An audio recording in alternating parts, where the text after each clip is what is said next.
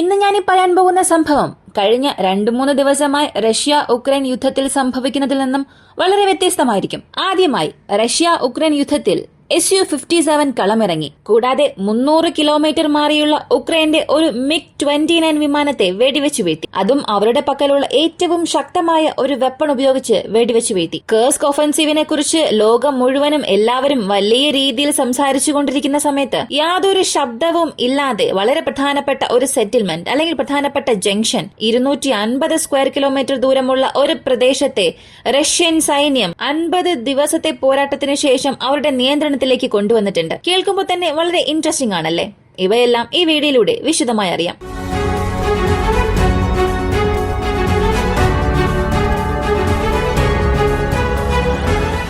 Russia capture ചെയ്ത സ്ഥലങ്ങളെക്കുറിച്ച് നമുക്ക് ആദ്യം അറിയാം. അതിനുശേഷം Su-57 എന്ത് ചെയ്തു എന്നുള്ളത് അറിയാം. കെറക്കോ, ഡോൺബോസ് റീജിയണിനും സാബ്രോസീഷ്യയ്ക്കും പോക്രോവോസിനും ഈ ട്രയാങ്കിൾ പ്രദേശത്തുള്ള വളരെ പ്രധാനപ്പെട്ട ജംഗ്ഷനാണിത്. ഇതിന്റെ സൗത്ത് വെസ്റ്റേൺ സൈഡിൽ സാബ്രോസീഷ്യയുടെ പ്രധാനപ്പെട്ട ഹൈവേസും ഇതിന്റെ നോർത്ത് ഈസ്റ്റേൺ സൈഡിൽ എതിർദിശയിൽ ഡോൺബോസ് റീജിയനെ കണക്ട് ചെയ്യുന്ന പ്രധാനപ്പെട്ട 18 സെൻട്രൽ ലൈൻസും ഉണ്ട്. അതിനാൽ ഈ കെർഖവ് എന്നത് അത്രത്തോളം പ്രധാനപ്പെട്ടതായി മാറിയതിന് കാരണം അതിന്റെ ജംഗ്ഷൻ കപ്പാസിറ്റി മാത്രമല്ല, പോക്രോവോസിനെ പിടിച്ചെടുക്കാൻ പോകുന്നു എന്നൊക്കെ നമ്മൾ 4-5 മാസമായി സംസാരിച്ചുകൊണ്ടിരിക്കുന്നു. എന്നാൽ റഷ്യ അതിനെ നോക്കി മുന്നേറുന്ന വേഗതയും അല്ലെങ്കിൽ പോക്രോവോസിൽ നടക്കുന്ന ആ യുദ്ധവും റഷ്യ ഉക്രൈൻ യുദ്ധത്തിൽ തന്നെ മരിയോപോളിനെക്കാൾ വളരെ സിവിയർ ബാറ്റിലായി മാറിക്കൊണ്ടിരിക്കുന്നു. ദിവസവും ഇരുവശവും എടുത്തു നോക്കിയാൽ 4 അക്കങ്ങളിലോളമുള്ള സൈനികർ അവിടെ മരിക്കുന്നുണ്ട്. കഴിഞ്ഞ 3 മാസത്തെ ടൈം ലൈൻ എടുത്തു നോക്കിയാൽ ഒരു പ്രത്യേക പ്രവിശ്യയിൽ അല്ലെങ്കിൽ ഒരു പ്രത്യേക നഗരത്തെ പിടിച്ചെടുക്കുന്നതിനുണ്ടാകുന്ന സംഘർഷങ്ങളിൽ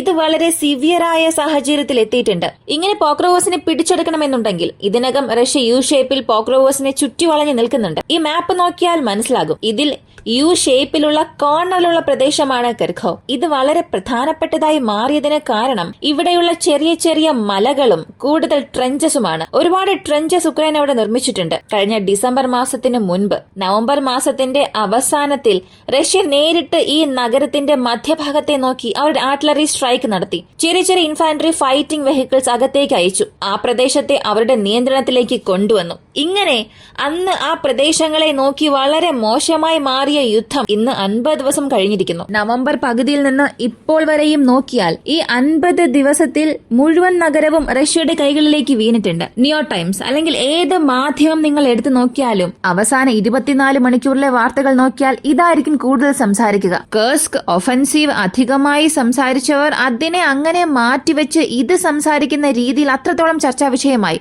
ഇപ്പൊ ഉക്രൈൻ കേഴ്സ്കിൽ ഒരു കൗണ്ടർ ഒഫൻസീവ് ആരംഭിച്ചല്ലോ. അതിൽ അവർ പരമാവധി പിടിച്ചെടുത്തത് 80 മുതൽ 90 സ്ക്വയർ കിലോമീറ്റർ ആണ്. എന്നാൽ ഇപ്പോൾ റഷ്യ പിടിച്ചു വച്ചിരിക്കുന്നത് ഈ ഒരു ഭാഗം മാത്രം. ഇതിന്റെ ഔട്ടേൺ സ്കേർട്സ് എല്ലാം നോക്കിയാൽ 250 സ്ക്വയർ കിലോമീറ്ററിലും അധികമാണ് ഈ ഒരു ഭാഗം. അതിന് ചുറ്റുമുള്ള പ്രദേശം എല്ലാം ഒരുമിച്ച് വെച്ച്. അപ്പോ ഉക്രൈൻ കേഴ്സ്കിൽ ആക്രമിക്കുമ്പോൾ അല്ലെങ്കിൽ ഉക്രൈൻ കേഴ്സ്കിനെ നോക്കി അവരുടെ മുഴുവൻ ശ്രദ്ധ തിരിക്കുന്തോറും ഇവിടെ ഈസ്റ്റേൺ ഫ്രണ്ടിൽ അവർ വിചാരിച്ചതിലും അധികമായ നഷ്ടങ്ങൾ ഉണ്ടാകാൻ തുടങ്ങിയിട്ടുണ്ട്. റഷ്യയുടെ മിനിസ്ട്രി ഓഫ് ഡിഫൻസും ഇത് അംഗീകരിച്ചു. ഞങ്ങൾ ഈ പ്രദേശം പിടിച്ചെടുത്തു. ഈ ഒരു ബാറ്റിൽ 15,000 സൈനികരെ ഞങ്ങൾ അകത്തേക്ക് അയച്ചു.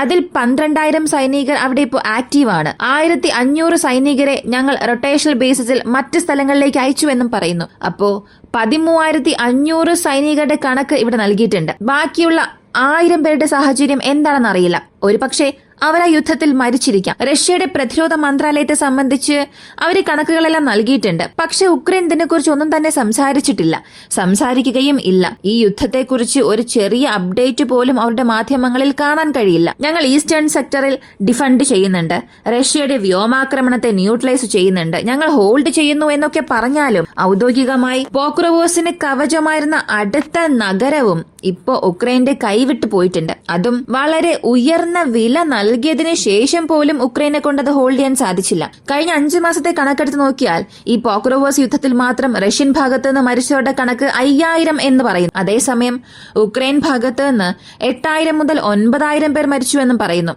ഇത് പുറത്തറിയുന്ന വിവരം മാത്രമാണ്. യഥാർത്ഥ കണക്ക് തീർച്ചയായും അധികമായിരിക്കും. രണ്ടു വശവും ചേർത്ത് വെച്ച് നോക്കിയാൽ ഓരോ ഭാഗത്തും മിനിമം 10,000 പേരെങ്കിലും മരിച്ചിട്ടുണ്ടാകണം. ഈ കണക്കെല്ലാം അധികമാകാനാണ് സാധ്യത, കുറയാനുള്ള സാധ്യത ഇല്ല. ഇങ്ങനെ ഒരു ഭാഗത്ത് ഉക്രൈൻ കേർസ്കിനുള്ളിൽ അവരുടെ സാഹസം കാണിച്ച് ഈസ്റ്റേൺ ഫ്രണ്ടിൽ തിരിച്ചടി വാങ്ങുന്ന അതേ സമയത്ത് ഈ ഒരു വീഡിയോ ക്ലിപ്പ് നിങ്ങൾ നോക്കുക. ഇത് നിങ്ങൾ കാണുമ്പോൾ എന്തായിരിക്കും ചിന്തിക്കുക? ഏതോ ഒരു ഫൈറ്റർ ജെറ്റ് പോവുകയാണ്, പെട്ടെന്നത് മെനുവർ ചെയ്യുന്നു, വീണ്ടും നോർമലായി പോകുന്നു. എന്നാൽ ഇതിൽ SU-57 റഷ്യയുടെ 5ാം തലമുറ യുദ്ധവിമാനം എന്ന് പറയുന്ന SU-57ന്റെ ഒരു മിസൈൽ ഈ വിമാനത്തെ നോക്കി വന്നിട്ടുണ്ട്. അതിൽ നിന്നും രക്ഷപ്പെടാൻ ഈ വിമാനമെടുത്ത ശ്രമമാണ് നിങ്ങളിപ്പോ കണ്ടത്. ഈ ചിത്രം നിങ്ങൾ നോക്കുക. ഇതിൽ ചുവന്ന നിറത്തിൽ സർക്കിൾ ചെയ്തിട്ടുണ്ട്. ആ ഒരു മിസൈലിൽ നിന്നും ഈ വിമാനം മെനുവർ ചെയ്ത് രക്ഷപ്പെടുന്ന ദൃശ്യമാണിത്. ഇതിനുശേഷം ആ വിമാനത്തിന് എന്ത് സംഭവിച്ചു? അല്ലെങ്കിൽ ആ വിമാനം രക്ഷപ്പെട്ടോ? അല്ലെങ്കിൽ ആ വിമാനത്തെ വെടിവെച്ച് വീഴ്ത്തിയോ എന്നുള്ളതൊരു വലിയ ചോദ്യമാണ്. അതിനുള്ള ഉത്തരം, ആ ഒരു വിമാനം റഷ്യയുടെ 57 കാരണം വെടിവെച്ചു വീഴ്ത്തി. വെടിവെക്കുന്ന ഫൂട്ടേജസ് ഒന്നും തന്നെ ഇല്ലല്ലോ. മിസൈലിനെ മെനുവർ ചെയ്തത് പോയിട്ടുണ്ടാകുമല്ലോ എന്ന് ചോദിച്ചാൽ അതിനുള്ള വിശദീകരണമാണ് ഇപ്പൊ നമ്മൾ അറിയാൻ പോകുന്നത്. ആദ്യം ഫിസിക്കലി നോക്കുക. ആ ഒരു വിമാനം വളരെ താഴ്ന്ന ഉയരത്തിൽ പറക്കുകയാണ്. താഴെയുള്ള ചില കെട്ടിടങ്ങൾ പോലും കാണുന്ന രീതിയിൽ ചില സ്ഥലങ്ങളിൽ അതിന്റെ ഫൂട്ടേജസ് വരുന്നുണ്ട്. ഒരു മിസൈലിനെ എതിർത്ത് ഒരു വിമാനം ഇത്രത്തോളം ലോ ആൾട്ടിറ്റ്യൂഡിൽ പറക്കുന്നുവെന്നുണ്ടെങ്കിൽ തീർച്ചയായും അത് എയർ ലോഞ്ചർ മിസൈൽ ആയിരിക്കണം. ഇപ്പോ സർഫസ് ടു എയർ മിസൈലിൽ നിന്നും ഇവർ ഇങ്ങനെ മെനുവർ ചെയ്ത് മാറണം എന്നുണ്ടെങ്കിൽ ലോ ആൾട്ടിറ്റ്യൂഡിൽ പറക്കേണ്ട ആവശ്യമില്ല. കൂടാതെ ഒരു വിമാനത്തെ നോക്കി മിസൈൽ അടുത്തേക്ക് വരുംതോറും അതിൽ നിന്നും ഫ്ലെയർസ് റിലീസ് ചെയ്യും, ഹീറ്റ് സീക്കിംഗ് മിസൈൽസിനെ കുഴപ്പിക്കാനായി. എയർ ടു എയർ മിസൈൽസിനെ സംബന്ധിച്ച് കൂടുതലായും ഹീറ്റ് സീക്കിംഗ് മിസൈൽസ് അവർ ഉപയോഗിക്കില്ല. ഇൻഫ്രാറെഡ് ഹോമിംഗ് ഏതോ 1-2 വിമാനത്തിൽ മാത്രമേ ഉപയോഗിക്കുകയുള്ളൂ. എന്നാൽ ഈ ഫുട്ടേജിൽ ഏതൊരു ഫ്ലെയർസും റിലീസ് ചെയ്തിട്ടില്ല. ഇതിലൂടെ ഒരു കാര്യം വ്യക്തമായി മനസ്സിലാക്കാം. അവിടെ സംഭവിച്ചിട്ടുള്ളത്, ആ ഒരു മിസൈലിനെ ഇവർ ഒരുപാട് സമയമായി എതിർത്ത് പോകാൻ ശ്രമിച്ചിട്ടുണ്ട്. അല്ലെങ്കിൽ ഒന്നിലധികം മിസൈൽസ് ഈ ഒരു വിമാനത്തെ നോക്കി വന്നിട്ടുണ്ടാകണം. അങ്ങനെ വന്നിട്ടുണ്ടെങ്കിൽ ഇതിനകം തന്നെ വിമാനം ഫ്ലെയർസ് റിലീസ് ചെയ്തിട്ടുണ്ടാകും. സാധാരണ 2 സെറ്റ് ഓഫ് ഫ്ലെയർസിൽ കൂടുതൽ ഒരു വിമാനത്തെ കൊണ്ട് റിലീസ് ചെയ്യാൻ കഴിയില്ല. ഒരു വിമാനത്തിന് ഇത്ര ഫ്ലെയർസ് മാത്രമേ റിലീസ് ചെയ്യാൻ കഴിയൂ എന്ന കണക്കുണ്ട്. അപ്പോ ഇതിനകം ഫ്ലെയർസ് ഉപയോഗിച്ച് അവർ പല കാര്യങ്ങൾ ചെയ്തിട്ടുണ്ട്, അതെല്ലാം പരാജയപ്പെട്ടിട്ടുമുണ്ട്. അങ്ങനെ അവസാനം വന്ന ഈ ഒരു മിസൈൽ ആയിരിക്കണം വിമാനത്തെ ഫോളോ ചെയ്തു വന്നത്. അതുമാത്രമല്ല, ഇവിടെ ഗ്രൗണ്ട് ബേസ്ഡ് റേഡാർസോ അല്ലെങ്കിൽ ground based surface to air മിസൈൽസോ ആക്ടിവേറ്റ് ചെയ്തതായിട്ടുള്ള ചാൻസസും ഇല്ല. കാരണം വീഡിയോ എടുത്തിരിക്കുന്നത് റഷ്യൻ കൺട്രോൾഡ് പ്രദേശങ്ങളിലോ ആക്റ്റീവായി ബാറ്റിൽ നടക്കുന്ന പ്രദേശങ്ങളിലോ അല്ല. നിപ്രോവേഴ്സിനും അപ്പുറം ഏകദേശം സെൻട്രൽ ഉക്രൈനിലാണ് ഈ ഒരു വീഡിയോ എടുത്തിരിക്കുന്നത്. ഇതിലൂടെ തന്നെ ഒരു കാര്യം മനസ്സിലാക്കാൻ സാധിക്കും, ഇതിൽ surface to air missile engage ആയിട്ടില്ല. അങ്ങനെയാണെങ്കിൽ ഇതേത് മിസൈൽ ആയിരിക്കണം? മറ്റ് ഏത് മിസൈലാണ് അകത്തേക്ക് വരാൻ സാധ്യത എന്ന് നോക്കിയാൽ SU-57 സംബന്ധിച്ച് എയർ ടു എയർ മിസൈലായ R-77 ഉപയോഗിച്ചിട്ടുണ്ടാകാം, R-37 ഉപയോഗിച്ചിട്ടുണ്ടാകാം. ഇതിന്റെ അപ്ഗ്രേഡഡ് വേരിയന്റ് ആയി എഡിസൽ 810 എന്ന വേരിയന്റ് റഷ്യൻ സൈന്യം നിർമ്മിച്ച് അവിടെ SU-57 വേണ്ടി പ്രത്യേകം നിർമ്മിച്ചതാണിത്. ഇതിന്റെ ഒരു അപ്ഗ്രേഡഡ് വേരിയന്റ് റഷ്യൻ സൈന്യം നിർമ്മിച്ചിട്ടുണ്ട്, എഡിസൺ 810 എന്ന വേരിയന്റ്. ഇത് SU-57 വേണ്ടി പ്രത്യേകം നിർമ്മിച്ചതാണ്. കാരണം സാധാരണ R-77, R-37 കൊണ്ടുപോകണമെന്നുണ്ടെങ്കിൽ രണ്ടിലും ഓരോ മിസൈൽ മാത്രമേ കൊണ്ടുപോകാൻ സാധിക്കൂ. അതിന്റെ സൈസ് അത്രത്തോളം വലുതാണ്. എന്നാൽ ഇതിനെ കുറച്ചുകൂടെ അപ്ഗ്രേഡ് ചെയ്ത് SU-57 ഇന്റേണൽ വെപ്പൺസ് ബേയിൽ 2 മിസൈൽസിനെ കൊണ്ടുപോലെ നിർമ്മിക്കണമെന്നുണ്ടെങ്കിൽ അതിന്റെ പെർഫോമൻസിൽ യാതൊരു കോംപ്രമൈസും ചെയ്യാതെ 350 മുതൽ 410 കിലോമീറ്റർ ദൂരത്തിലുള്ള ടാർഗറ്റ്സിനെ ആക്രമിക്കുന്ന രീതിയിൽ ഈ ഒരു മിസൈലിനെ റഷ്യ വികസിപ്പിച്ചു. കൂടാതെ ഇതിന്റെ റേഞ്ച് അല്ല ഇതിനെ ഡെഡ്ലിയാക്കി മാറ്റുന്നത്, ഇതിന്റെ വേഗതയാണ്. മാക് 5+ വേഗതയിലാണ് പോകുന്നത്. ഹൈപ്പർസോണിക് വിമാനം ഏത് വേഗതയിലാണോ പോകുന്നത് അതേ വേഗതയിൽ പോയി ആക്രമിക്കാൻ സാധിക്കും. ഉക്രൈന്റെ ആ ഒരു വിമാനം മാക് 2 വേഗതയിലാണ് പോകുന്നത്. എന്നാൽ അതിലും 5 മടങ്ങ് വേഗതയിൽ വന്നുകൊണ്ടിരിക്കുന്ന ഈ ഒരു മിസൈലിൽ നിന്ന് ആ ഒരു വിമാനത്തിന് രക്ഷപ്പെടാനേ സാധിക്കില്ല. ഒന്നുകിൽ മെനുവർ ചെയ്യുക, അല്ലെങ്കിൽ അകത്തേക്ക് വരുന്ന എയർ ടു എയർ മിസൈലിന് എതിരെ anti air to air missile manoeuvres ചെയ്യുക. ഇങ്ങനെയുള്ള രീതിയിൽ മാത്രമേ രക്ഷപ്പെടാൻ സാധിക്കൂ. അതിനാൽ വിമാനം തീർച്ചയായും ന്യൂട്രലൈസ് ചെയ്യപ്പെട്ടിട്ടുണ്ട് എന്ന് അപ്പോൾ വാർത്ത വന്നു. ഇത് റഷ്യയുടെ മിനിസ്ട്രി ഓഫ് ഡിഫൻസും അവരുടെ ഒഫീഷ്യൽ സൈറ്റിലും ഒഫീഷ്യൽ ടെലഗ്രാം ചാനൽസിലും കൺഫേം ചെയ്തിട്ടുണ്ട്. MiG-29 ഞങ്ങൾ വെടിവെച്ച് വീഴ്ത്തിയെന്ന് ഒഫീഷ്യൽ സ്റ്റേറ്റ്മെന്റ് വന്നു.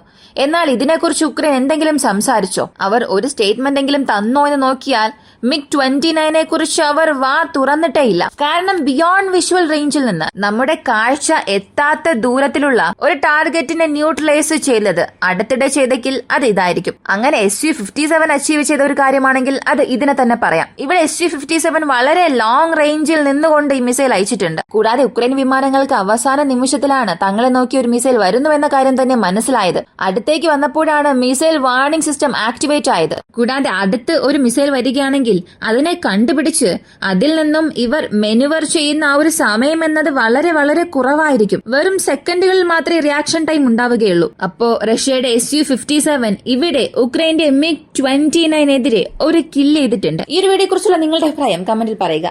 വീഡിയോ ഇഷ്ടമായാൽ ലൈക്ക് ചെയ്യുക, ഷെയർ ചെയ്യുക. നമ്മുടെ ചാനൽ ആദ്യമായി കാണുന്നവരാണെങ്കിൽ മറക്കാതെ സബ്സ്ക്രൈബ് ചെയ്ത് സപ്പോർട്ട് ചെയ്യുക. മറ്റൊരു വീഡിയോയുമായി വീണ്ടും കാണാം.